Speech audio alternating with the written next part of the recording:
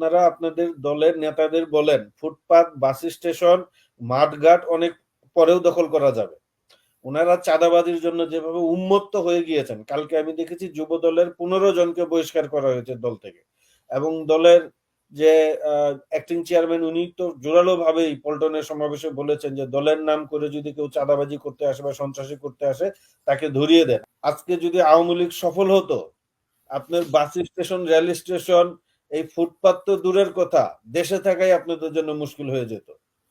হুম। আওয়ামী লীগ যে কথাটা বলেছে, উবাইদুল কাদের যে কথাটা দেখিয়ে ভয় দেখিয়েছে যে আওয়ামী লীগ ক্ষমতা থেকে নেমে গেলে লাখ লাখ আওয়ামী লীগ নেতা কর্মীকে মেরে ফেলা হবে, আসলে কিন্তু তা হয় নাই। কিন্তু যদি আওয়ামী লীগ আবার ক্ষমতায় ফিরে আসতে পারে, আপনারা কেউ কিন্তু আর বাঁচতে পারবেন না, লাখ লাখ মানুষ ওরা মেরে ফেলবে।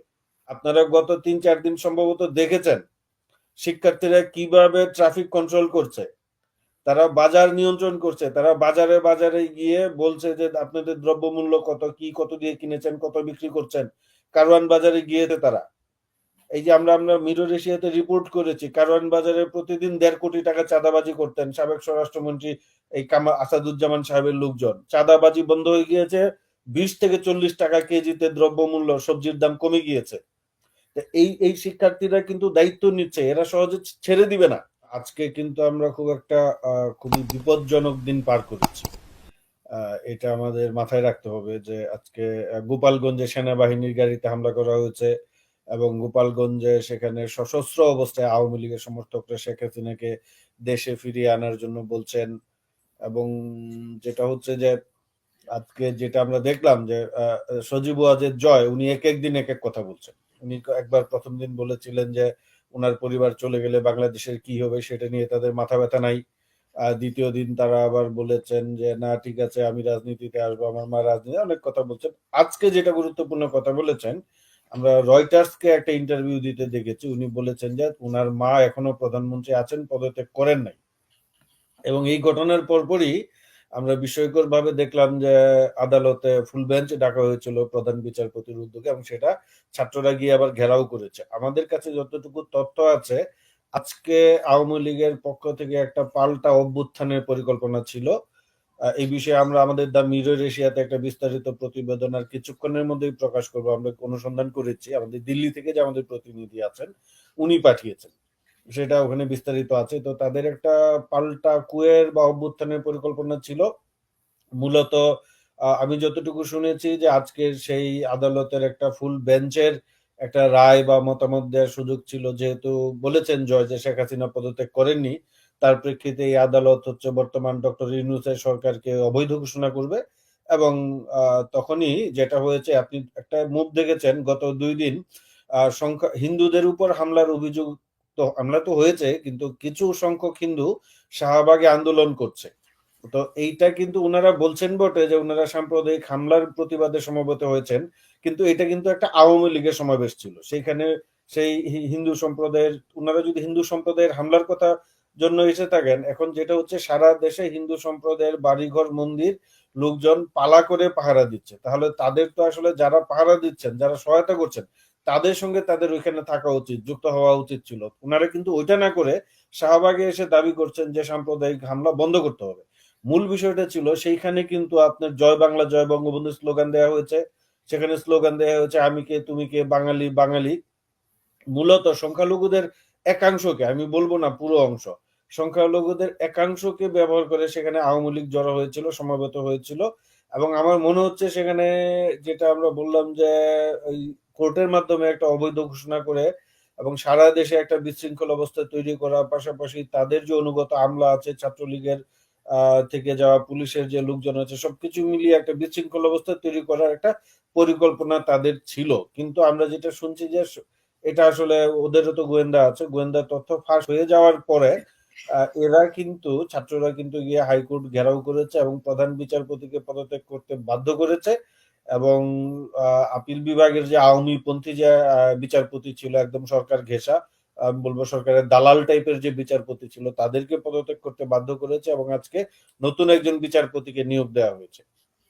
তো এখন বিষয়টা হচ্ছে যে আহ আওয়ামী লীগ তো বসে থাকবে না, তাদের আরো পরিকল্পনা থাকবে, আরো পরিকল্পনা আছে।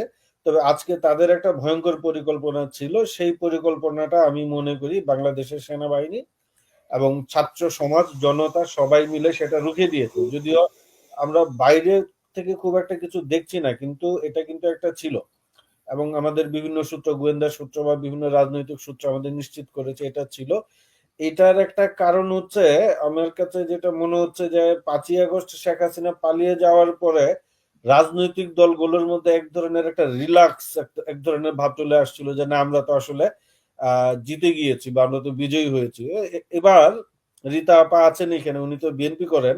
আমি উনাকে অনুরোধ করব, আপনারা আপনাদের দলের নেতাদের বলেন ফুটপাত, বাস স্টেশন, মাঠঘাট অনেক পরেও দখল করা যাবে। ওনারা চাঁদাবাজির জন্য যেভাবে উন্মত্ত হয়ে গিয়েছেন, কালকে আমি দেখেছি যুব দলের 15 জনকে বহিষ্কার করা হয়েছে দল থেকে। এবং দলের যে অ্যাক্টিং চেয়ারম্যান, উনি তো জোরালো ভাবেই পল্টনের সমাবেশে বলেছেন যে দলের নাম করে যদি কেউ চাঁদাবাজি করতে আসে বা সন্ত্রাসী করতে আসে তাকে ধরিয়ে দেন। এবং আমি যতটুকু জানি এই বিষয়ে ওনার সদিচ্ছার কোনো অভাব নেই। এবং চেয়ারপারসন খালেদা জিয়া বলেছেন, মহাসচিব বারবার বলছেন এবং অন্যরাও বলছেন। আমি দেখেছি ওই দিন মির্জা আব্বাস সাহেব বলেছেন, ওনার বক্তৃতায় পরিষ্কার ছিল। বিএনপির সিনিয়র লিডাররা বলেছেন। এখন ঢাকা থেকে সিনিয়র লিডাররা বলছেন বটে, কিন্তু মাঠ পর্যায়ে যারা রাজনীতি করেন, জেলা পর্যায়ে যারা বিএনপির নেতা আছেন, তাদেরকে দায়িত্ব নিয়ে এটা বন্ধ করতে হবে। কেননা আপনার ধরেন, এই যে আমি এই জন্য বলছি যে এই আওয়ামী লীগ কেন ওই সুযোগটা নিল, আওয়ামী লীগ এই সুযোগটা নিয়েছে, এটার অন্যতম কারণ হচ্ছে আজকে কেন তারা এই পরিকল্পনাটা করেছে। বিকজ আমার কাছে যেটা মনে হয়েছে, গত 4-5 দিন ধরে এই আমরা যে বিপ্লবটা সম্পন্ন করেছি, এটা কিন্তু একটা সর্বদলীয় বিপ্লব। হ্যাঁ, এখানে ধরেন আওয়ামী লীগ বাদে বিএনপির একটা সমর্থন ছিল, জাতীয় পার্টিরও সমর্থন ছিল, জামাত ইসলামের সমর্থন ছিল, বামপন্থীদের সমর্থন ছিল, লিবারেল পার্টিগুলোর সমর্থন ছিল, যেটা আসলে ছাত্র জনতার সমন্বয়ে বিপ্লবটা সম্পন্ন হয়েছে। কিন্তু এরপরে কিন্তু এই ধরেন সত্যি কথা বলতে গেলে বিএনপিকে আর বিপ্লবের দিকে খুব একটা মনোযোগী দেখা গেল না। তাই এই ছাত্র দলের একাংশ গিয়ে হল দখল করছে। আমি নারায়ণগঞ্জে বাড়ি, সেখানে যুব দলের নেতা কর্মীরা গিয়ে অমুক দোকানে বলছে টাকা দাও নাহলে টাকা বন্ধ করে দিব। বাস কাউন্টার বন্ধ করে দিয়েছিল মহানগর বিএনপির এক নেতার কর্মীরা গিয়ে। যাদেরকে গত 15 বছরে প্রকাশ্যে দেখা যায়নি, আর কোনো মিছিল মিটিংই ছিল না, তারা এসে বাজার বন্ধ করে দিচ্ছে, বাজারের লোকজনকে গিয়ে বলছে আমাদের টাকা দাও। এই সব কারণে হয়েছে কি, এই যে যারা শিক্ষার্থী যে ছিল বড় একটা অংশ, যারা লড়াই করেছে, জীবন দিয়েছে, যারা এখন আমাদের সামনের সারিতে আছেন, তাদের সঙ্গে বিএনপির নেতা কর্মীদের স্থানীয় পর্যায়ে এক ধরনের দূরত্ব তৈরি হয়েছে। এই দূরত্ব হওয়াতে হয়েছে কি, বন্ডিংটা যখন আপনি লুজ হয়ে যাবে, এই যে আমরা তো সবাই একসঙ্গে আছি, এই আমাদের মধ্যে যখন নানা কারণে এক ধরনের দূরত্ব তৈরি হবে বা তৈরি হবে, তখন কিন্তু শত্রু পক্ষ এই সুযোগটা নিতে পারবে। একজন প্রশ্ন করছেন যে বহিষ্কার করেছে। হ্যাঁ, বহিষ্কার করেছে, সেটা আমিও বলেছি, যুব দলের 15 জনকে বহিষ্কার করেছে। কিন্তু সেটা হচ্ছে যে বহিষ্কার করতে গেলে তো আপনার কতটুক তো থামছে না, তো বহিষ্কার করছে একদিকে, কিন্তু ওইদিকে তো চলছেই। এই কাজটা হচ্ছে স্থানীয় পর্যায়ে বিএনপির যারা নেতা কর্মীরা আছেন, জেলা পর্যায়ের নেতা কর্মীরা আছেন, উপজেলা পর্যায়ের নেতা কর্মীরা আছেন, তাদের এই বিষয়টা বুঝতে হবে। তাদেরকে দয়া করে বুঝতে হবে যে আমরা একটা বৈপ্লবিক অবস্থার মধ্য দিয়ে যাচ্ছি, বিপ্লব এখনো সম্পন্ন হয় নাই। এখন এত হুড়াহুড়ি পারাপারি করলে, যদি ধরেন আজকে যদি আওয়ামী লীগ সফল হতো, আপনার বাস স্টেশন, রেল স্টেশন, এই ফুটপাত তো দূরের কথা, দেশে থাকাই আপনাদের জন্য মুশকিল হয়ে যেত। আওয়ামী লীগ যে কথাটা বলেছে, উবাইদুল কাদের যে কথাটা দেখিয়ে ভয় দেখিয়েছে যে আওয়ামী লীগ ক্ষমতা থেকে নেমে গেলে লাখ লাখ আওয়ামী লীগ নেতা কর্মীকে মেরে ফেলা হবে, আসলে কিন্তু তা হয় নাই। কিন্তু যদি আওয়ামী লীগ আবার ক্ষমতায় ফিরে আসতে পারে, আপনারা কেউ কিন্তু আর বাঁচতে পারবেন না, লাখ লাখ মানুষ ওরা মেরে ফেলবে। এটা কিন্তু সত্য কথা, এটা মাথায় রাখতে হবে। তো সেই জায়গায় আমি বলবো যে এখনো আপনারা দলের এই কুন্দল, এই দখলবাজি, চাঁদাবাজি এইসব বাদ দিয়ে, আপনাদের মনে হয় হুঁশ ফিরে নেয়। আপনারা আওয়ামী লীগের পতন দেখে বুঝতে পারছেন না যে আসলে কি ধরনের পরিণতি হতে পারে। আপনারা এগুলো বন্ধ করে রাজপথে থাকেন, আওয়ামী লীগকে নিষিদ্ধ করার দাবিতে অটল থাকেন। এই আওয়ামী লীগকে নিষিদ্ধ করতে হবে, এই আমাদের অন্তর্বর্তীকালীন সরকারকে আইন করে, এবং শেখ হাসিনার বিরুদ্ধে গণহত্যার অভিযোগে মামলা দায়ের করতে হবে। রাজনীতি তো হচ্ছে গেম। আপনি যদি রাজনীতিতে এখন আওয়ামী লীগের উপর পাল্টা চাপ তৈরি করতে না পারেন, আওয়ামী লীগ তো দমে যাবে না। আওয়ামী লীগ আবার আপনাদের উপর পাল্টা চাপ তৈরি করবে। এগুলা রাজনীতির খুব বেসিক বিষয়, ফান্ডামেন্টাল বিষয়। এগুলা আসলে আমাদের টক শোতে বলে বোঝানোর বিষয় না। যারা রাজনীতি করেন তাদের বুঝতে পারা উচিত এই বিষয়টা। আওয়ামী লীগের উপর আপনাদের পাল্টা চাপ তৈরি করতে হবে। সেই পাল্টা চাপটা হচ্ছে আওয়ামী লীগকে নিষিদ্ধ করতে হবে এবং আওয়ামী লীগের বিরুদ্ধে মামলা করতে হবে। মামলা করলে তখন তারা এগুলা নিয়ে ব্যস্ত থাকবে, পাল্টা অভ্যুত্থান বা কু করার সময় পাবে না। এটা আমরা টক শো রাজনীতির ক্লাস না। এটা যারা রাজনীতি করেন দয়া করে আপনাদের তাদেরই চোখ কান খোলা রাখতে হবে এগুলো। চোখ কান খোলা রাখতে এখন হবে। আপনি কথা বলতে পারি, দেশ স্বাধীন হয়েছে বলে যে একদম ঢিলাঢালা চলাফেরা। এটা আমি মনে করি যে অতি দ্রুত এই সম্মিলিত বিরোধী দলের উচিত এই এই এই আওয়ামী লীগ নিষিদ্ধ করার দাবিতে মাঠে নামা এবং এবং শেখ হাসিনার বিরুদ্ধে গণহত্যার মামলা দায়েরের জন্য সরকারকে সহায়তা করা। তাহলে তারা পাল্টা চাপে থাকবে। Game is clear.